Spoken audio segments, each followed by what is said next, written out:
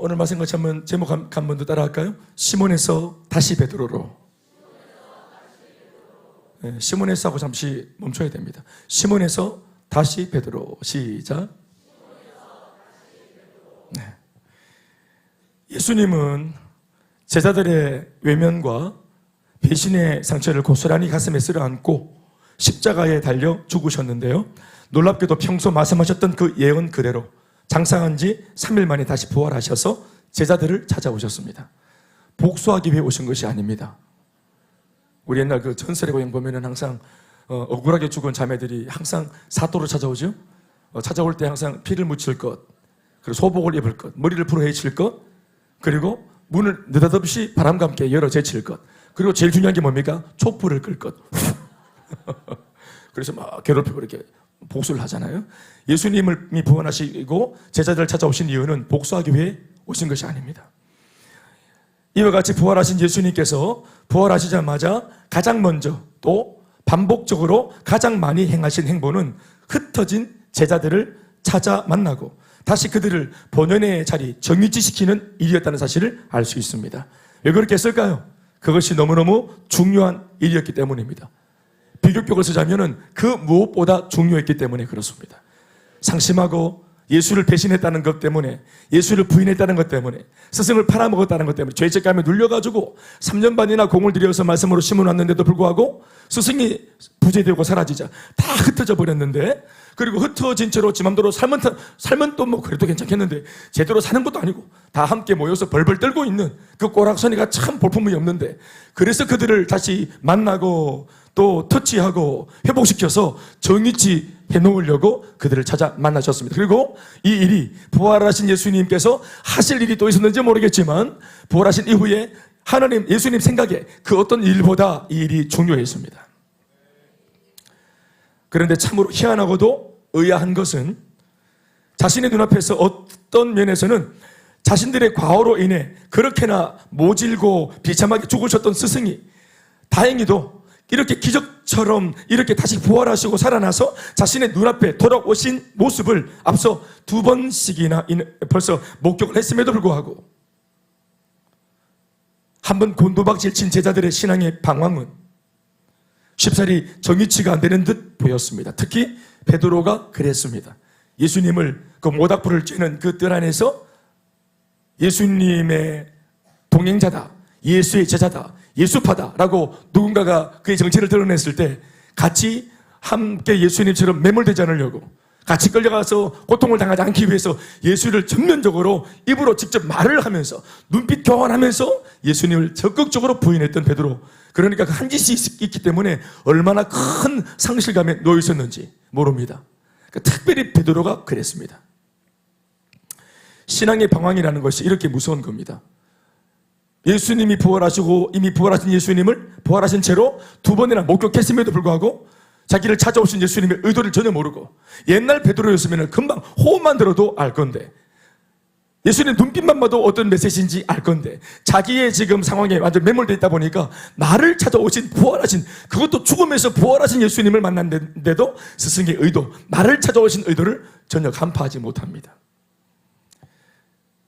특별히 오늘 말씀 1절에서 3절 상반절까지의 말씀을 같이 한번 읽어보시겠습니다. 소리 내어주세요. 시작. 그 후에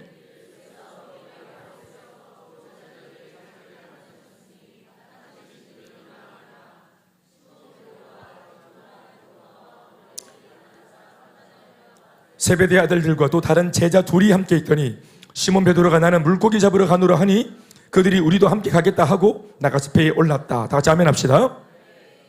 오늘 이 1절부터 3절까지 이 짧은 고백이 뭘 말해주는 거냐면은 베드로가 얼마나 침체되어 있었는가를 보여주는 장면입니다. 이 말씀에 보면은 베드로의 신앙 상태, 그의 감정 상태, 이런 것들은 나열되어 있지 않고 묘사되어 있지 않습니다. 단순히 그냥 어떤 다짜고짜 오늘 이 말씀의 그 묘사는 뭐냐면은 베드로가 제자들, 동료들을 몇 명 선동해서 고기 잡으러 갈릴리 바다로 가는 이런 장면이 적혀 있는 것이죠. 여기에서 베드로의 심리 상태, 뭐 신앙의 행복, 신앙의 유무, 이런 것들을 점치는 것이 상당히 어려워요. 그런데 오늘 제가 서론에서 말씀을 꺼내면서 계속해서 지금 이렇게 베드로에게 접근하고 있는 이 말씀을 맥락을 따라오다 보면은 베드로가 이렇게 행한 행보를 통해서도 베드로의 감추어진 신앙의 모습이 무엇인지를 짐작이 가능합니다. 베드로는 지금 방황 중입니다. 이미 이 행보를, 고기 잡겠다는 행보를 결정한 이전에, 며칠 전에 자그마치 부활하신 예수님을 2번이나 목격했습니다. 큰 은혜를 입을 수 있었고, 다시 어떤 면에서는 주님의 손을 잡고 용서받을 수 있었고, 침체된 신앙에서 빠져나올 수 있는 기회를 잡은 것입니다. 아멘, 아멘.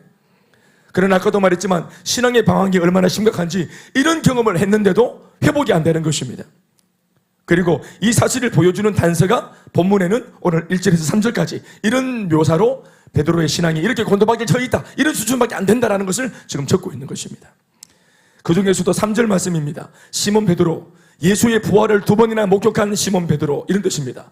그렇게 다시 한 번 더 은혜를 받을 수 있고, 우리로 치면 회복 캠프, 양육 훈련, 예배, 뜨거운 예배, 셀가족 모임, 이 많은 은혜를 통해 회복할 수 있는 장치들을 옆에 놓고서도 제대로 그 은혜를 못 누리고 복음의 진수를 누리지 못한 채로 수박만 그달게 하면서 이렇게 머물러 있었던 이 베드로, 결국은 다시 주님께로 돌아가지 못하고 그 행보는 예수 행이 아니라 갈릴리 바다 행이었습니다.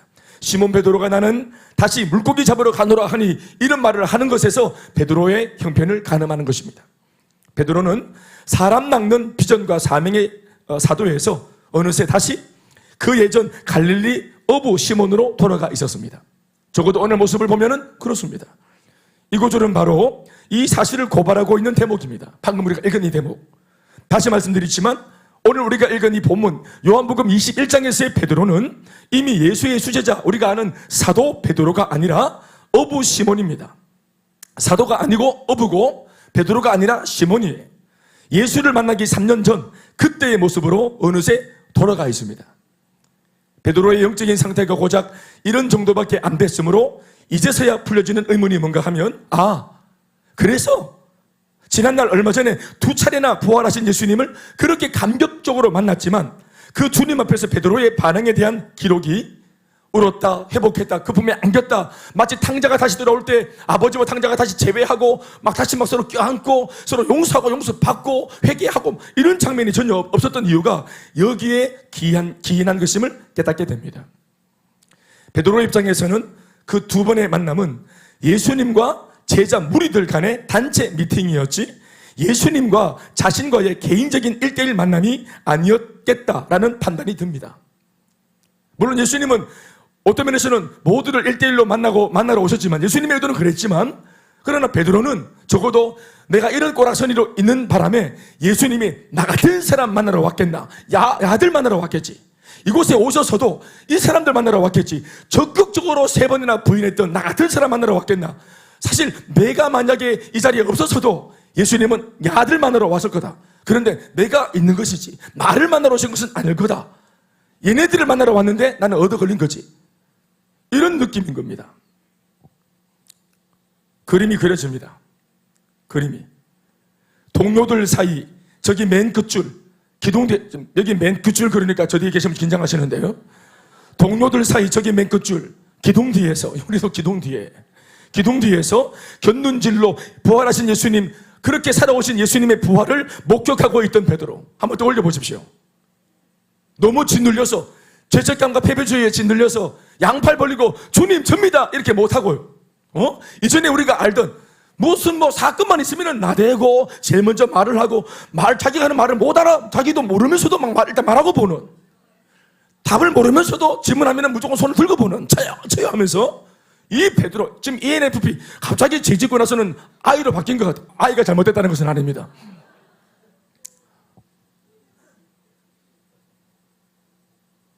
분명 감격도 있었겠지만 면목이 없고 부끄러운 나머지 동료들 속에 얼굴을 파묻고 있던 그 초라해져 있는 베드로를 우리는 어렵지 않게 떠올릴 수 있습니다. 그 정도로 죄가 우리를 누릅니다. 아까 우리 원석 형제가 자신의 상황들을 간증을 통해 얘기했는데, 반복적으로 거의 절반 가까이 간증 속의 내용 속에 자기를 계속 괴롭혔던 얘기들을 하자면 바로 이 내용이잖아요. 그러니까 은혜를 받아도 잠시 찰나적인 은혜가 임하지만 이 은혜보다 어떤 면에서는 더 큰 느낌으로 이 죄책감이 나를 막 휘몰아치면은 받았던 은혜가 순간적으로 사라져버리고 마는, 또다시 나는 초라한 죄인이 되고 마는 이런 고통 속에 놓여있는 그 상태겠죠. 그리고 그럴 수밖에 없었던 당시 베드로의 상태를 오늘 3절의 기록으로 성경은 우리들에게 단서를 주고 있는 것입니다. 시몬 베드로가 나는 물고기 잡으러 가노라. 은혜를 이만큼 받고 회복했으면은 그래 부족해도 다시 은혜를 받았으니까 복음 전하러 가노라. 뭐 정인이대로 가노라. 예배 드리러 가노라. 이렇게 해야 되는데 그렇지 않고 이렇게 돼. 그래서 아까 원석이 어디 있노? 원석이가 뭐랍니까?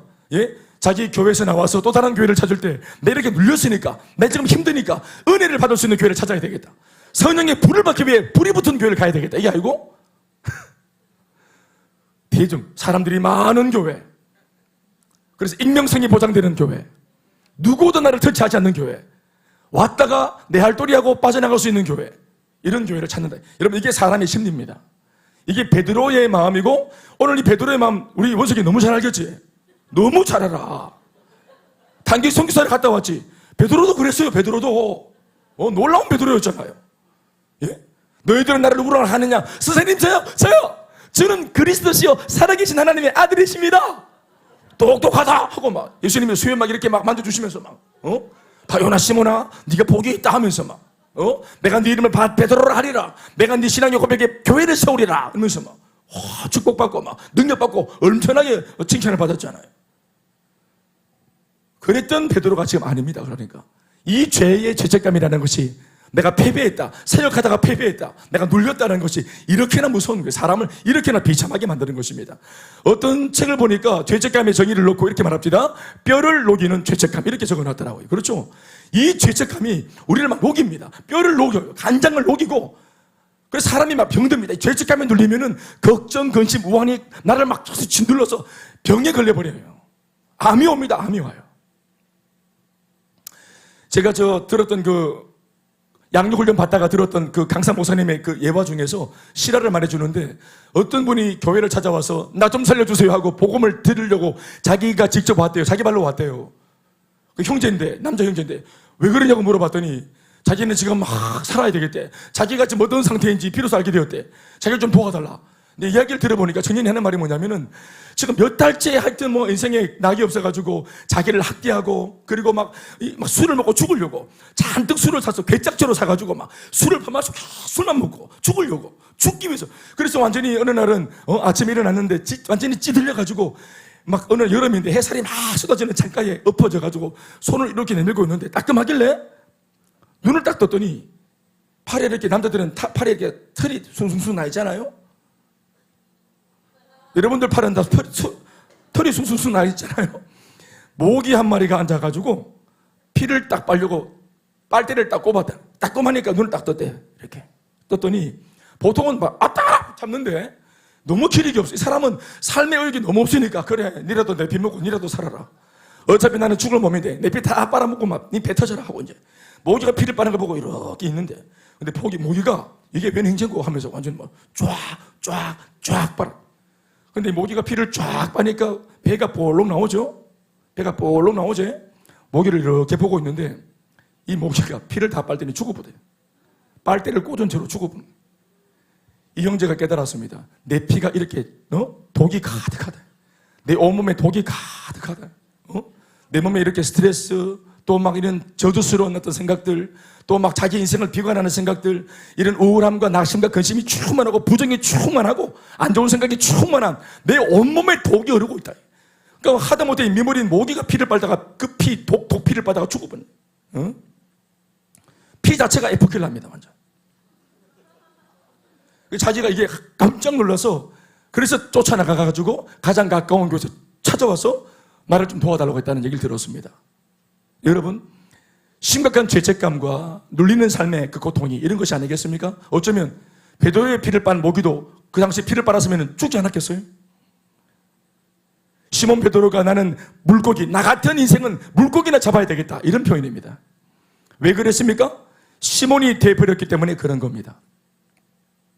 당시 베드로의 생각을 조금 헤집고 들어가 보면 이런 거지 싶습니다.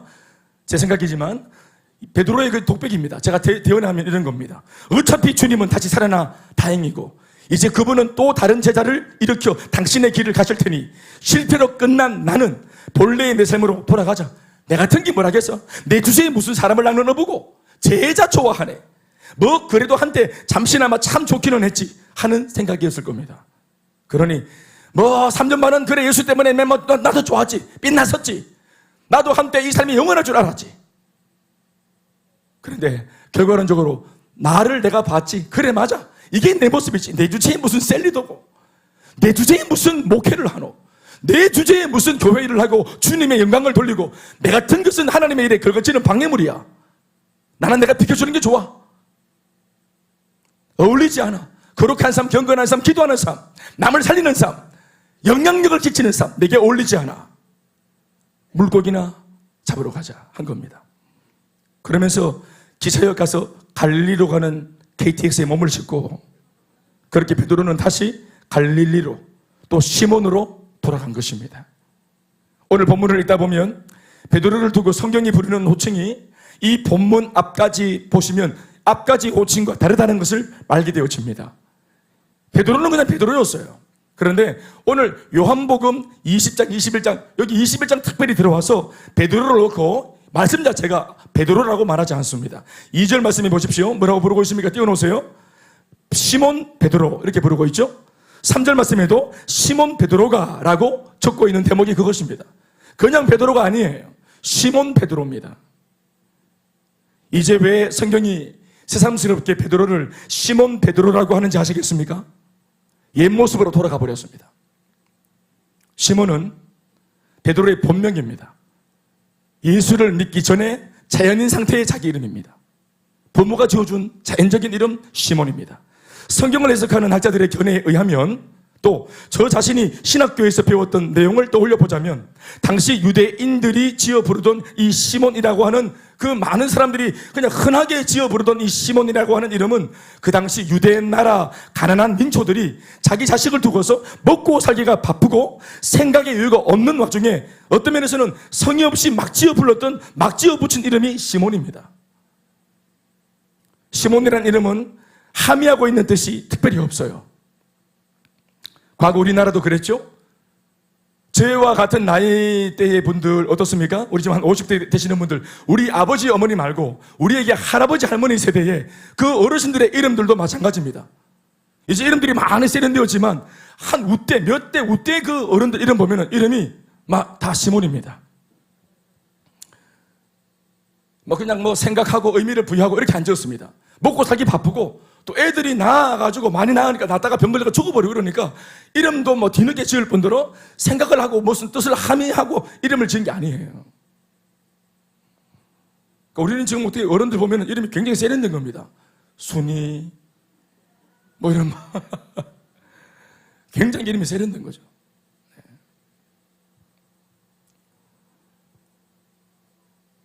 그런데 예수님을 만나 구원받은 새로운 인생이 되면서 예수님께서 친히 붙여주신 이름이 바로 우리가 알고 있는, 지금 알고 있는 베드로입니다.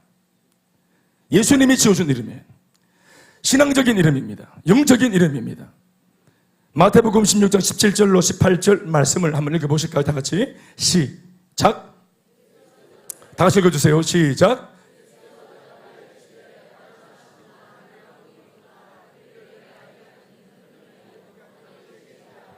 (18절) 또 내가 네게 이르노니 너는 베드로라. 내가 이 반석 위에 내 교회를 세우리니 음부의 권세가 이기지 못하리라. 다 아멘하십시다. 사랑하는 여러분, 예수님이 지어준 영적인 이름, 많은 어떤 영적인 의미들을 내포하고 있는 이 이름 베드로. 베드로의 뜻은 반석입니다. 원어로는 페트라라고 하죠. 이 페트라인데 이 페트라라고 하는 이 단어가 영문으로 피터가 된 것입니다. 피터 집사, 어원을 알겠는가? 페트라. 피터, 페트라. 피터가 이제 이렇게 소임이 있잖아요. 그래서 피터이 된 겁니다. 죄송합니다. 피터는 다시 우리식으로 베드로죠. 아멘, 아멘. 아무런 의미를 갖고 있지 않았던 시몬이라는 그 이름처럼, 심지어는 시몬의 이름만 아니라 인생 자체가 특출하게 곱씹을 만한 것이 없고 의미가 없고 가치가 별로 없는 그런 이름이었다는 사실, 그런 인생이었다는 사실을 우리는 알고 있습니다. 이름만 시몬이 아니라 사실은 시몬일 당시 그 시몬은 인생 전체가 시몬이었습니다. 기쁨이 없고 열심히 살긴 살지만 하루하루 근근히 나름대로 최선을 다하고 살지만 미래에 대한, 내일에 대한 희망이 없고 망아질 것이 없고 기대할 것이 없고 참 재미없고 무료하기 짝이 없는 밍밍한 인생이었습니다. 맹물 인생이었어요. 그런데다가 인생의 무거운 짐을 지고 밤낮 끝도 없는 수고로 인해 몹시도 고단한 인생이었습니다. 이것이 시몬 일적의 그의 상황이었어요.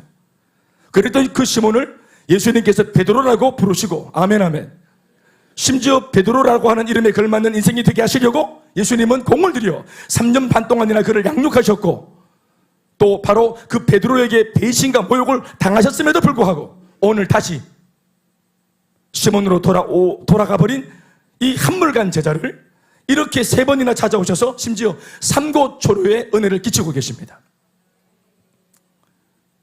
후에 기록된 사도행전을 보시면 사도행전에서의 베드로는 실제로 주님의 교회를 이 땅에 건설하는 그 최초의 사역에 자신의 이름처럼 반석이 되어 크게 귀하게 되어지는 것을 우리는 발견하게 되어지죠. 아멘 아멘. 미래의 이제 베드로의 모습이죠. 잠시 그 상황을 보면 좋겠는데요. 다 읽을 수는 없고 중요한 대목, 베드로가 진짜로 회복되었을 때, 진짜 베드로가 베드로 되었을 때 그가 어떤 인물일 수 있는가 하는 그 가능성들을 한번 읽어보시겠습니다. 사도행전 2장 14절 말씀이에요. 한번 읽어보시겠습니까? 시작. 베드로가 11사도와 함께 서서 소리를 높여 이르되 유대인들과 예루살렘에 사는 모든 사람들아, 이 일을 너희로 알게 할 것이니 내 말에 귀를 기울이라. 다시 아멘 하십시다.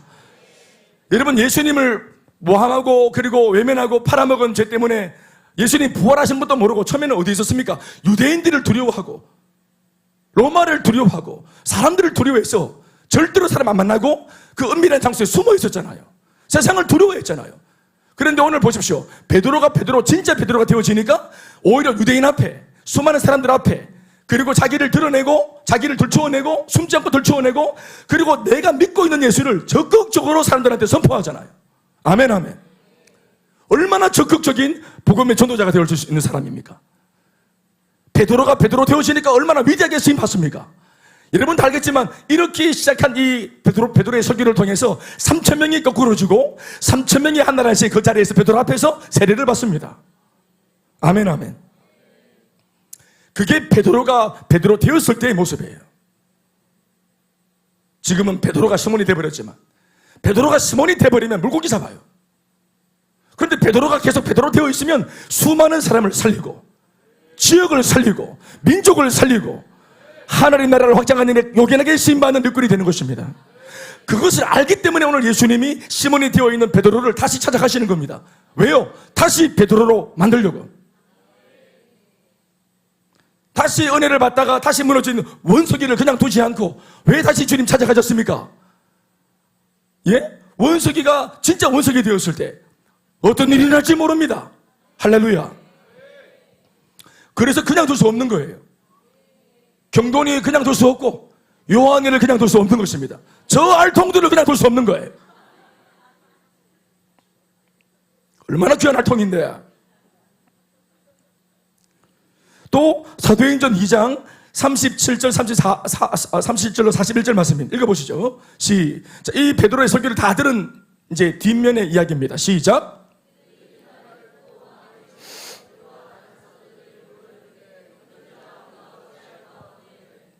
베드로가 이르되 죄사함을 받으라. 그리하면 성령의 선물을 받으리니 담대해졌어요. 39절. 이 약속은 너희와 너희 자녀와 모든 먼데 있는 사람 곧 우리 주 하나님이 얼마든지 부르시는 자들에게 하신 것이라 하고, 40절. 또 여러 말로 확정하며 권하여 이르되 너희가 이 폐역한 세대에서 구원을 받으라 하니, 41절 시작. 그 말을 받은 사람들은 베드로가 담대히 전한 복음을 들은 사람들은 어떻게 했어요? 세례를 받으매. 아멘. 다시 아멘. 아멘. 이날에 베드로 때문에 신도가 된 수가 3,000이나 더하더라.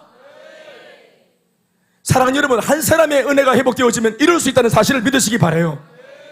이게 베드로의 이야기가 아니라 우리 한 사람을 향한 하나님의 포부고 하나님의 의지이고 하나님의 꿈입니다. 이게 베드로의 이야기가 옛날 그레다드라가 아니라 오늘 나를 보시고 이렇게 세상살이에 가득 차 있고 야망이 가득 차 있지만 오늘 주일 다시 찾아오셔서 말씀으로 우리를 다시 삼고초려하시며 내 인생을 녹화하시는 주님의 포부와 의도이십니다.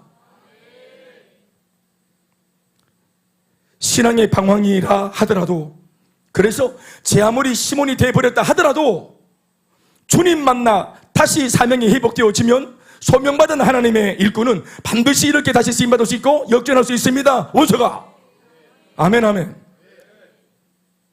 또 우리 간증에 있던 정환 집사님 어디 계시는 거? 정환 집사님. 저 누굽니까? 기도했던 정환 집사님. 또 간증에 있던 정동현 저도 마찬가지. 아멘, 아멘. 그래서 제가 저희 교회는 관리를 하는 분을 세운 것이 아니라 교회 전체를 책임지고 의욕적으로 책임지고 교회를 위해서 기도도 하고 또 여러 가지 형편을 잘 돌아보는 그런 분으로 제가 사무장으로 교회를 세운 겁니다. 직분 자체도 명칭 자체도 관리 집사가 아닙니다. 관리도 하는 것이지 사무장 집사님이죠. 아멘, 아멘.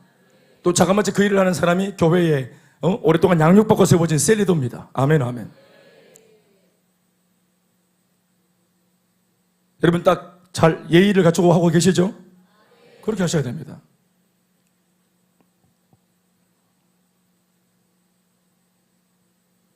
오늘 예배 시간이 역전하는 시간 되길 바라고, 생각 속에 끝도 없이 들키진 않았지만 은근슬쩍 베드로의 자리에서 아니 시몬이 더 나은 것 같은데 하면서 이렇게 뒷공문을 치려고 하는 사람들이 오늘 검거되는 은혜가 있길 바랍니다. 그러나 중요한 것은 지금이죠. 이 모습은 사도행전으로 넘어가서 회복되었을 때 베드로의 모습이고, 중요한 것은 오늘 우리의 포커스는 아직까지 요한복음 21장이에요. 지금 현재 요한복음 21장에 베드로는 시몬으로 돌아가서 사명에 등 돌리고 비전 앞에서 도망자가 되어 갈릴리 바다에 그물을 던지고 있는 모양새입니다. 그런데 던지는 족족 빈 그물입니다. 열심히 던지는데 빈 그물. 내가 한 3년 정도 쉬었더니 이게 아직 몸이 안 풀렸나 모르겠어요. 아무리 베테랑 저기 오버였지만 한 3년을 쉬었더니 배를 안 탔더니 또 그물을 손에 안 잡았더니 오랜만에 하려고 그러니까 잘 안 되는지 모르겠어요. 그런데 결과는 아무튼 빈 그물이었어요. 하루 종일 밤새도록 던졌는데 빈 그물이었어요. 마치 이 빈 그물을 통해 갈릴리 바다 전체, 물고기 전체가 시몬에게 말을 걸고 있는 것만 같습니다. 물고기들이 피하면서 안 잡히면서 이 상황 자체가 베드로에게 말을 겁니다. 여기는 너한테 어울리지 않는 곳이야. 사람의 영혼을 건져야 될 사면자가 여기서 뭐 하는가 하는 말이죠. 거듭되는 실패를 통해 그가 마음속으로 듣는 내면의 목소리입니다. 옛날에는 모르겠지만 예수를 믿고 과거는 지나갔고 새 것이 되었고 새로운 피조물이 되었고, 이전 것은 지나갔다 할 때 지나갔다는 말은 옛사람이 지나갔다는 말이겠죠? 옛사람이 지나갔다는 말은 옛날 사람일 적에 꾸었던 꿈과 야망과 인생의 목적도 지나간 것입니다. 새 사람이 되어졌습니다. 아멘. 새 사람이 예수 안에서 되어졌다는 것은 이제 예수 안에서 새로운 꿈과 인생의 목적과 방향이 새로 잡혔다는 것입니다. 이 모든 것이 새로워졌는데 옛날로 돌아가서 세상 방식을 흉내내니까 이게 안 먹힐 수밖에 없는 것이에요. 은혜 받고 비록 지금 내가 조금 이렇게 좀 무너졌지만 은혜를 그렇게 받고 주님의 영광을 다 아는데 은혜 조금 내가 떨어지고 좀 내가 좀 실망하고 눈은 무너졌다 그래서 여러분 입에서 옛날 하던 그런 욕설들이 나옵니까? 원수가 어때? 좀 나오더나? 저도 옛날 그 살던 동네에서 우리 또 욕이라 그러면 또 한 적이 있습니다. 제가 막 얼마나 욕을 우리가 시즌마다 바꿔서 욕을 했는데 숫자와 짐승들의 이름을 조합해서 이렇게 널리 퍼뜨리고 공포하고 또 이렇게 지나가다 보면 애들이 내가 만든 욕들을 사용하고 이렇게 하면 참 보듯할 때가 있죠. 참나. 그런데 예수 믿고 아무리 우라통이 터지고 화가 나도 옛날의 그 언어들이 생각이 안 나는 거예요. 아멘입니까? 네. 우리 청년들도 마찬가지예요. 은혜 받기 전에 내가 막 뒤적거리면서 들어갔던 사이트, 그 사이트로 들어가는 길을 잊어버려야 된다. 아니 컴퓨터를 킬 줄 몰라야 돼. 앱 다운을 받을 줄 몰라요. 손가락이 계속 미끄러져 삐고 이래가지고 막. 옛날로 못 들어간다 이제.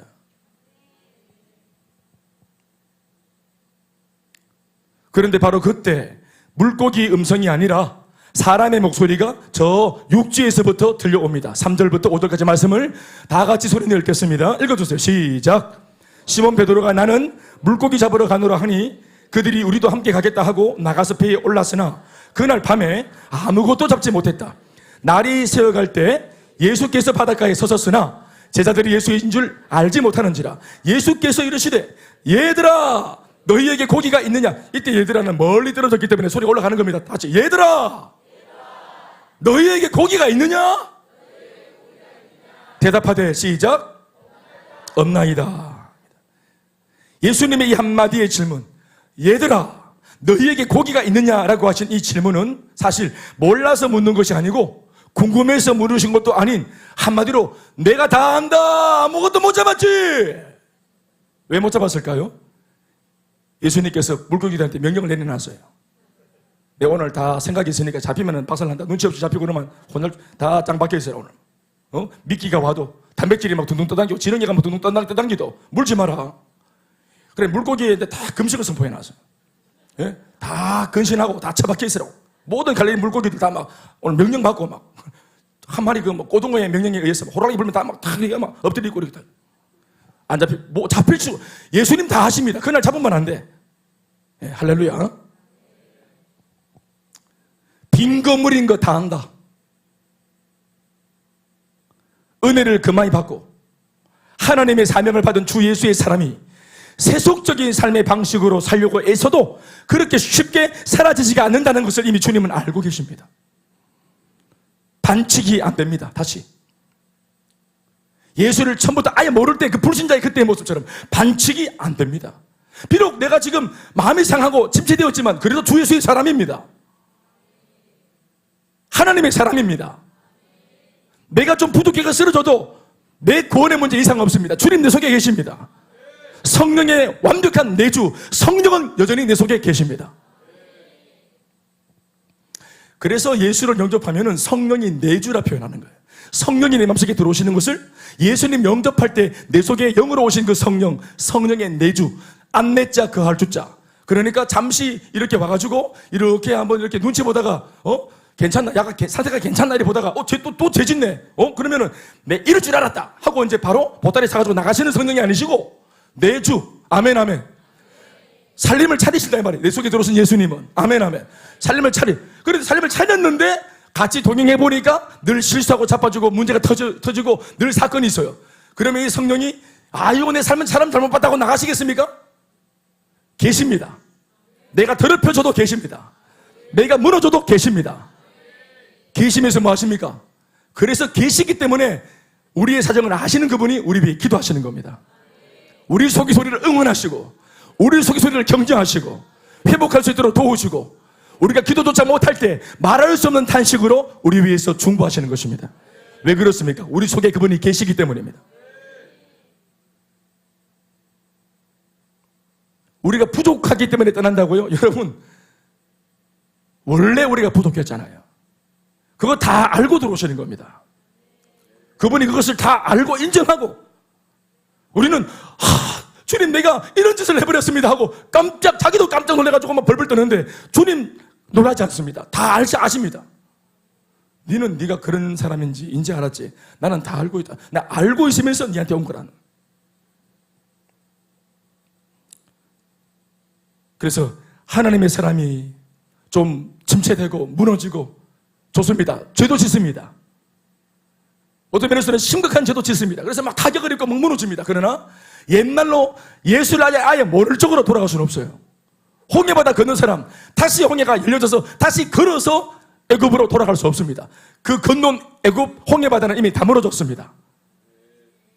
부족해도 주님을 바라보고 부족한 모습 있는 그대로를 가지고 주님 앞에서 이거 계산하면서 주님 앞에서 이거 같이 처리하면서 계속 가야 되는 것입니다. 욕이 안 되죠. 다시는 겉모술수가 안 됩니다.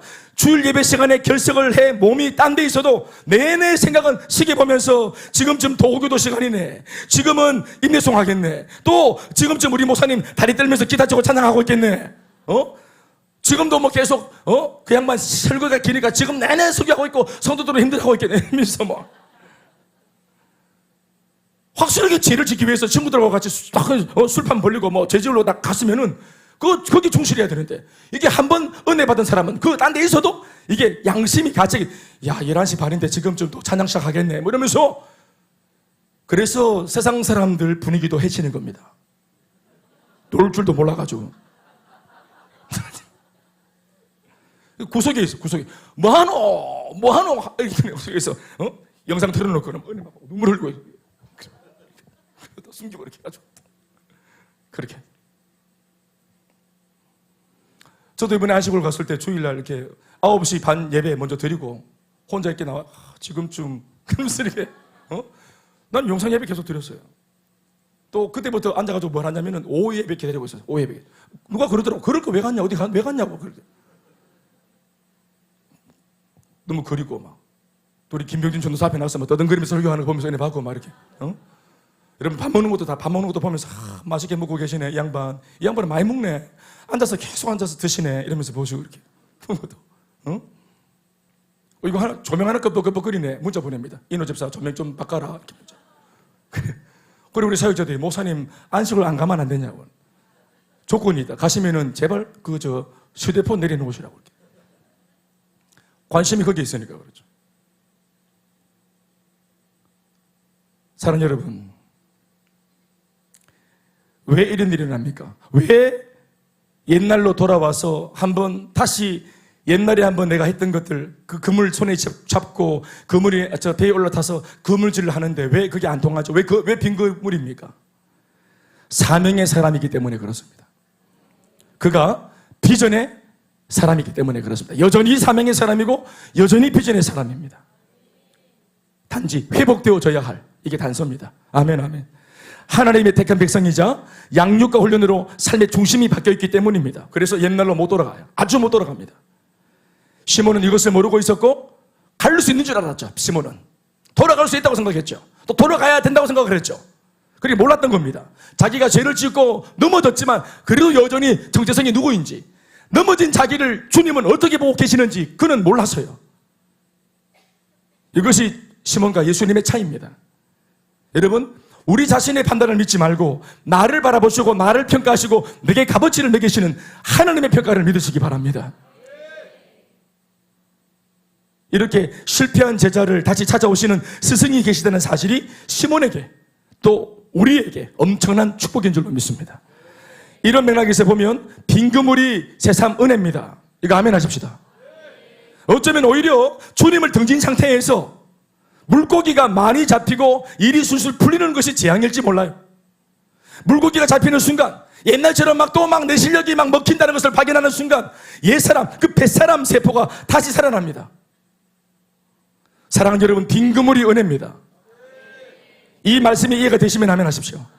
여러분, 왜 빈 그물이어야 합니까? 여러분, 그래야 돌아올 수 있습니다.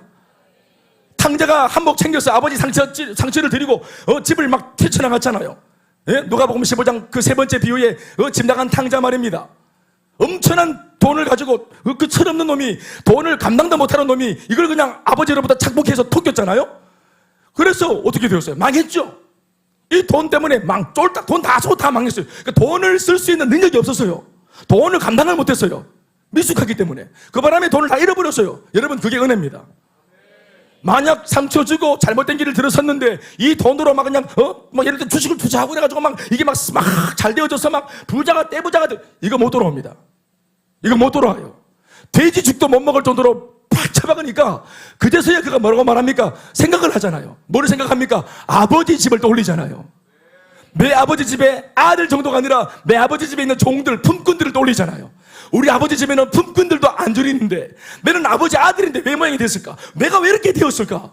그리고 마지막 결론이 뭡니까? 돌아가야 되겠다. 아버지께 돌아가야 되겠다. 다시 그 베드로의 자리에 돌아가야 되겠다.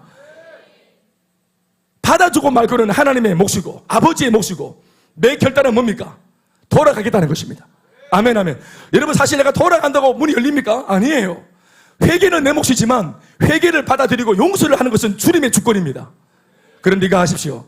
나는 회개할 마음이 있어도 제 양반이 용서하겠나? 이게 확신이 없으면 못 돌아가요. 그런데 여러분, 복음이 뭔지 아십니까? 여러분들이 돌아갈 마음을 먹기도 전에 하나님은 이미 용서할 마음의 결정이 끝이 났습니다. 이미 끝났어요. 그러니 우리만 마음을 먹으면 됩니다. 베드로만 결심하면 됩니다. 그 증거가 뭐예요? 그것 때문에 예수님께서 지금 삼고초려하고 한 번, 두 번, 세 번 계속해서 베드로 찾아오시는 겁니다. 단순 지속 반복이 여기에서 나온 겁니다. 이윽고 빈 그물 인생들에게 예수님은 솔루션을 주시면서 배 오른편에 그물을 던지라고 말씀하시죠. 6절 말씀 다 같이 읽어주세요. 소리 내어서 시작. 6절 말씀 이르시되 시작. 이르시되 그물을 배 오른편에 던져라. 그리하면 잡으리라 하시니 이에 던졌더니 물고기가 많아 그물을 들 수 없더라. 오른편에 고기가 있었기 때문이 아니라 예수님께서 오른편이다 라고 선언하시니 물고기가 오른편으로 다 몰리고 거기에서 물고기가 잡힌 것입니다. 이 말에 순종한 제자들은 그물 안에 가득히 물고기를 잡게 되었는데 바로 밤새도록 내애썼던 수고는 헛방인데 예수님 말씀을 통해서 이 기적을 경험한 바로 그 순간에 이 오묘한 데자뷰를 떠올리며 지금 앞에서 말씀하고 계시는 분이 예수님이심을 깨닫는 제자 하나가 있었으니 그의 이름이 바로 오늘 이 복음을 쓴 바로 요한입니다. 어디서 많이 보던 장면입니다. 이거. 그 기적의 건물 안에 잡힌 물고기, 이 기적 같은 은혜를 경험하면서 요한은 제일 먼저 이 말씀하시는 분이 예수님이라는 사실을 떠올립니다. 그들이 다 어부인데 처음 예수님 만날 때 다 그렇게 만났습니다. 누가복음 5장에서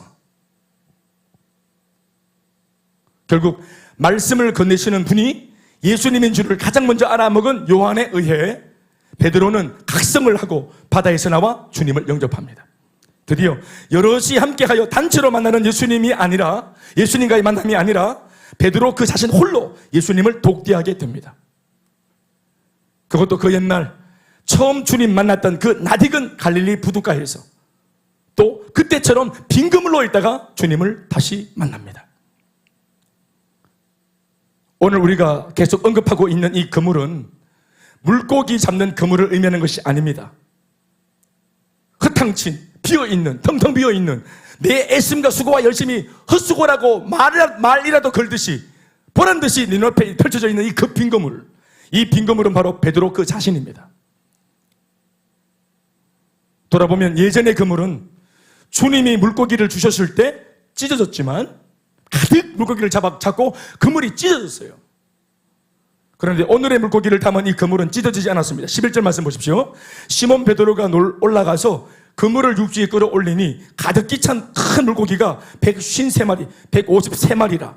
새 맞겠죠? 이것이 많으나 그물이 찢어지지 않았다. 여러분, 누가복음 5장에 예수를 처음 만났을 때도 물고기를 많이 잡은 것으로 끝나지 않고 그물이 찢어졌다라는 사실을 이거를 그 성경은 강조합니다. 구태요.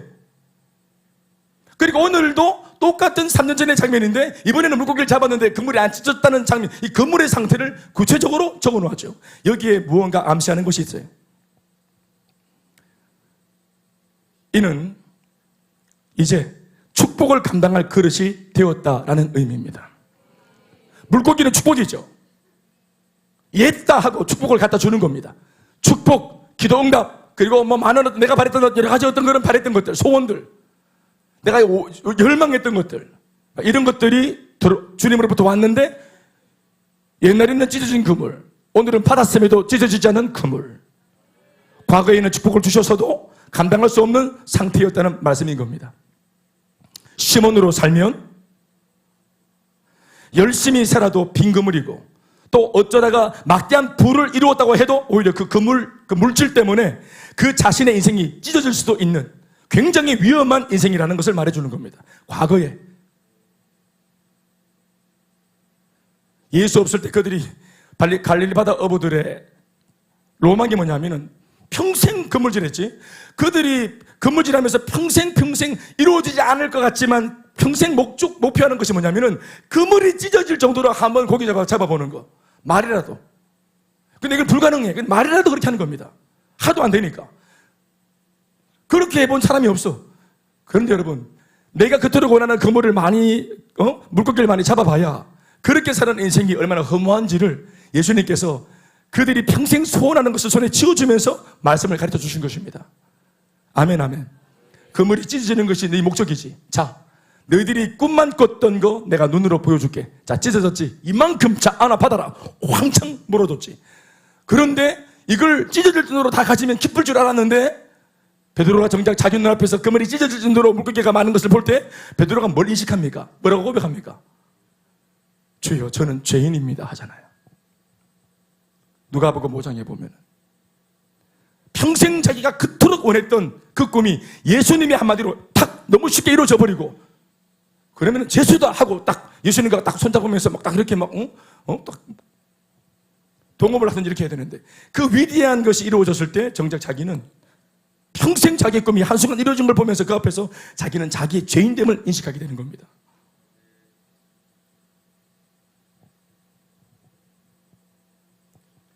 거라사 광인 군대 귀신이 들어왔잖아요. 이 귀신이 얼마나 강력한지 몰랐죠. 정체를 몰랐죠.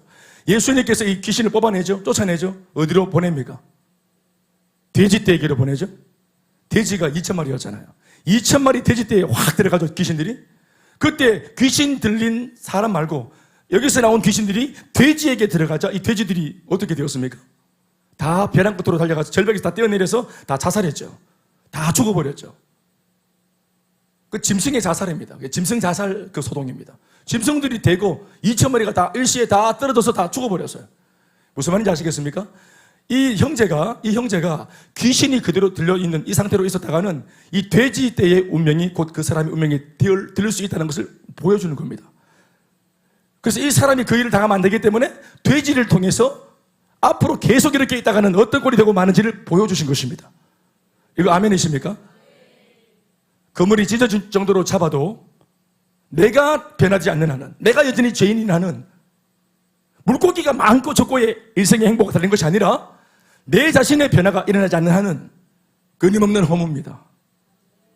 끊임없이 목마르고. 왜요? 내가 그 감이 안 된 거예요. 그런데 오늘 이 큰 은혜를 받았는데 그물이 안 찢어졌어요. 사랑하는 여러분, 시몬으로 살면 열심히 살고 부를 이루고 성공을 해도 인생이 찢어집니다.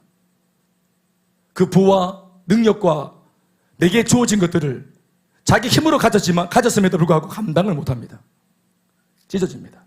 가졌는데 가정이 찢어지고, 원하는 걸 가졌는데 아이들 찢어지고, 원하는 걸 가졌는데 건강에 찢어집니다. 시몬이기 때문입니다. 그러나 사명으로 살면, 베드로로 살면 축복을 받아도, 능력을 받아도, 물질과 성공을 받는다고 해도 절대로 그의 인생은 찢어지지 않습니다.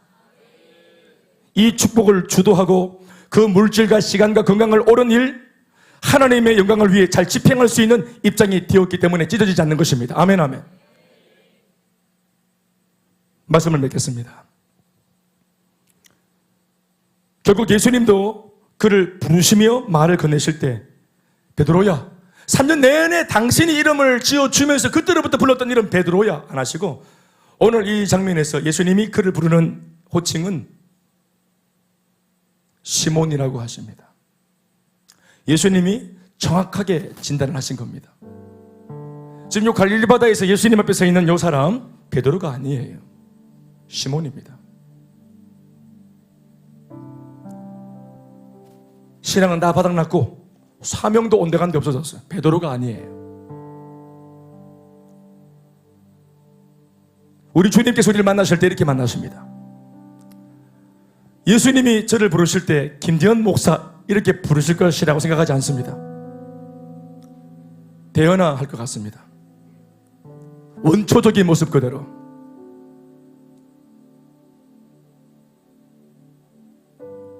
아목의 셀리더야, 아목의 집사야, 아목의 권사야 이렇게 부르지 않습니다.